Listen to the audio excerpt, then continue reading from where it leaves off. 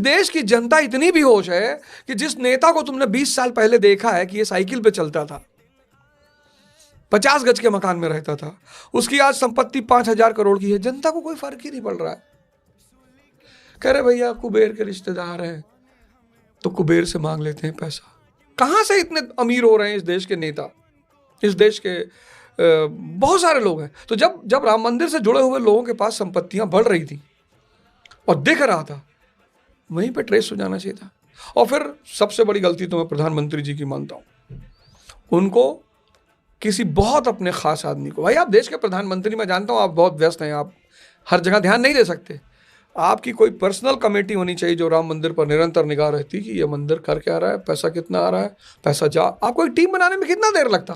पर कहते हैं ना हर मंदिर का जो भी दान पेटी होती है वो सब मैनेज बाय गवर्नमेंट होती है, कि आप उसमें आरटीआई डाल के देख सकते हो कि आपका पैसा कहाँ था, क्या कहाँ गया।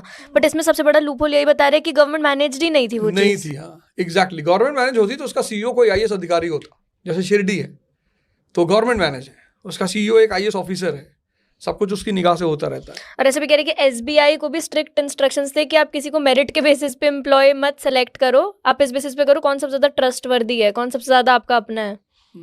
नहीं, बहुत मतलब मुझे लगता है बीजेपी और प्रधानमंत्री बैकफुट पे हैं इस वक्त बहुत। और इसका असर, और सबसे मजेदार बात, ये तो छोड़ो, चोरी हो गई छोड़ो, 3 लोगों के स्टेटमेंट पर मैं इतना हंसा हूं मतलब उनको ऐसा नहीं कहना चाहिए। बताइए बताइए। पहला स्टेटमेंट आया अनुपम खेर का, मैं मानता हूं बड़े अच्छे कलाकार हैं, मैं व्यक्तिगत तौर पे बड़ा सम्मान करता हूं उनका।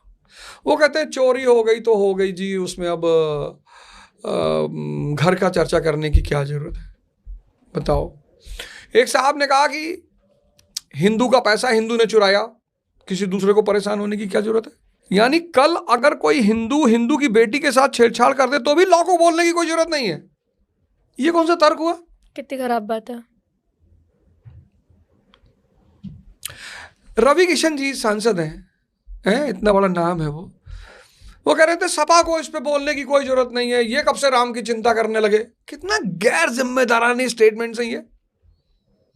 भाई चोरी होगी, तुम्हारे घर के बगल में एक मुसलमान का घर है, एक सरदार का घर है, एक ईसाई का घर है, और तुम्हारे घर से चोर कूदा, तो ये जो रवि किशन कह रहे हैं, इनके हिसाब से तो इन तीनों को चिल्लाना ही नहीं चाहिए, खड़े होकर देखना चाहिए कि भाई साहब हम तो इनके धर्म के हैं नहीं, हम क्यों चिल्लाएं। पहली बात तो वो सारे उसी धर्म के हैं, सपा भी बसपा भी सब।